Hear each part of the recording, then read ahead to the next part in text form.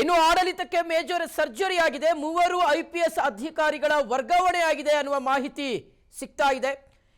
ಮೂವರು IPS ಅಧಿಕಾರಿಗಳನ್ನ ರಾಜ್ಯ ಸರ್ಕಾರ ಟ್ರಾನ್ಸ್ಫರ್ ಮಾಡಿದೆ. ಆ ಮೂಲಕ ಆಡಳಿತಕ್ಕೆ ಪೊಲೀಸ್ ಇಲಾಖೆಗೆ ಮೇಜರ್ ಸರ್ಜರಿ ಆಗಿದೆ. ಬೇಹುಗಾರಿಕಾ ವಿಭಾಗದ ಮುಖ್ಯಸ್ಥರಾಗಿ ಚಂದ್ರಗುಪ್ತ ಅವರು ನೇಮಕಗೊಂಡಿದ್ದಾರೆ. ಬೇಹುಗಾರಿಕಾ ವಿಭಾಗದ ಮುಖ್ಯಸ್ಥ ಲಾಬುರಾಮ್ ಅವರನ್ನು ವರ್ಗಾವಣೆ ಮಾಡಲಾಗಿದೆ. IGP ಲಾಬುರಾಮ್ ಅವರಿಗೆ ಇಲ್ಲಿಯವರೆಗೆ ಸರ್ಕಾರ ನಿಯುಕ್ತಿಗೊಳಿಸಿಲ್ಲ, ಸ್ಥಳವನ್ನು ನಿಯುಕ್ತಿಗೊಳಿಸಿಲ್ಲ, ಆದರೆ ಹಾಗೆ ಟ್ರಾನ್ಸ್ಫರ್ ಆಗಿದೆ. ಪ್ರಣಬ್ ಮೊಹಂತಿ ಅವರು DGP ಆಗಿ CID DGP ಆಗಿ ನೇಮಕಗೊಂಡಿದ್ದಾರೆ. ಪ್ರಣಬ್ ಮೊಹಂತಿ CID DGP ಆಗಿ ನೇಮಕಗೊಂಡಿದ್ದಾರೆ. ಕಮಾಂಡ್ ಸೆಂಟರ್ ಪ್ರಭಾರ DGP ಆಗಿ ಮೊಹಂತಿ ಅವರು ಮುಂದುವರಿತಾ ಇದ್ದಾರೆ. ಓಕೆ, ಡೀಟೇಲ್ಸ್ ಕೊಡ್ತಾರೆ ನಮ್ಮ ಪ್ರತಿನಿಧಿ ಹನುಮಂತರಾಜು. ಇದೀಗ ನ್ಯೂಸ್ ಡೆಸ್ಕ್ ಇಂದ ಲೈವ್ ಅಲ್ಲಿ ಕನೆಕ್ಟ್ ಆಗಿದ್ದಾರೆ. ಹನುಮಂತರಾಜು, ಮೂವರು IPS ಅಧಿಕಾರಿಗಳನ್ನ, ಪ್ರಬಲ IPS ಅಧಿಕಾರಿಗಳನ್ನ ರಾಜ್ಯ ಸರ್ಕಾರ ವರ್ಗಾವಣೆ ಮಾಡಿದೆ ಅಂತ. ಸೊ ಎಲ್ಲೆಲ್ಲಿ ಇವರು ವರ್ಗಾವಣೆ ಆಗಿದ್ದಾರೆ, ಸೊ ಇದು ಯಾವ ರೀತಿಯಾಗಿ ಪರಿಣಾಮ ಬೀರಬಹುದು ಅಂತ?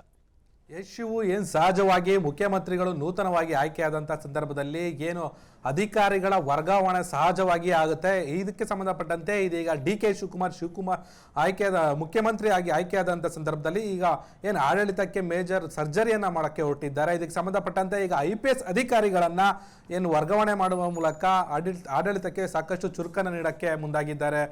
ಇದಕ್ಕೆ ಸಂಬಂಧಪಟ್ಟಂತೆ ಈಗಾಗಲೇ ಪ್ರಣಬ್ ಮೊಹಂತಿ ಅವರನ್ನು ಕರ್ನಾಟಕದ ಆಂತರಿಕ ಭದ್ರತಾ ವಿಭಾಗದ DGPಯನ್ನಾಗಿ ನೇಮಕ ಮಾಡಲಾಗಿದೆ.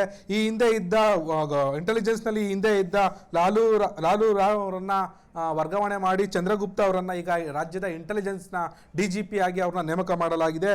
ಈ ಹಿಂದೆ ಇದ್ದ ಏನು ಲಾಲು ರಾಮ್ ಅವ್ರನ್ನ ಇಂಟೆಲಿಜೆನ್ಸಲ್ಲಿ ಏನಿದ್ರು ಅವರನ್ನು ಯಾವುದೇ ಸ್ಥಳ ನಿಯುಕ್ತಿ ಮಾಡದೆ ಅವರನ್ನು ವರ್ಗಾವಣೆ ಮಾಡಲಾಗಿದೆ.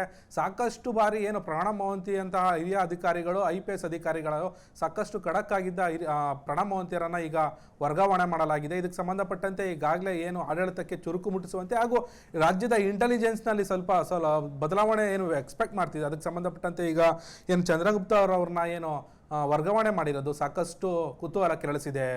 ಶಿವು, ಓಕೆ, ಮೊನ್ನೆಯಷ್ಟೇ ಹನುಮಂತರಾಜು, ಮುಖ್ಯಮಂತ್ರಿ DK ಶಿವಕುಮಾರ್ ಅವರು ಸಭೆ ಮಾಡಿದ್ರು, ವಿವಿಧ ಇಲಾಖೆಗಳ ಅಧಿಕಾರಿಗಳ ಜೊತೆಗೆ ಸಭೆ ಮಾಡಿದ್ರು. ಸೊ ಈಗ ಪೊಲೀಸ್ ಇಲಾಖೆಯಲ್ಲಿ ಮೇಜರ್ ಸರ್ಜರಿ ಆಗಿದೆ ಅಂತ ಮಗದೊಂದು ಕಡೆ ಮುಖ್ಯಮಂತ್ರಿಗಳು ಹೇಳಿದ್ರು. DK ಶಿವಕುಮಾರ್ ಅವರು ಹೇಳಿದ್ರು, ಯಾವುದೇ ರೀತಿಯಾದಂತಹ ಕಾನೂನಿಗೆ ಚಾಲೆಂಜ್ ಆಗುವ ರೀತಿಯಾದಂತಹ ಸಂದರ್ಭಗಳನ್ನ, ಘಟನೆಗಳನ್ನ ನಾನು ಸಹಿಸೋದಿಲ್ಲ ಅಂತ. ಸೊ ಈ ಒಂದು ವರ್ಗಾವಣೆ ಯಾವ ರೀತಿಗೆ ಪರಿಣಾಮಕಾರಿಯಾಗಿ ಕೆಲಸ ಮಾಡಬಹುದು ಅಂತೀರಿ ಅಂತ?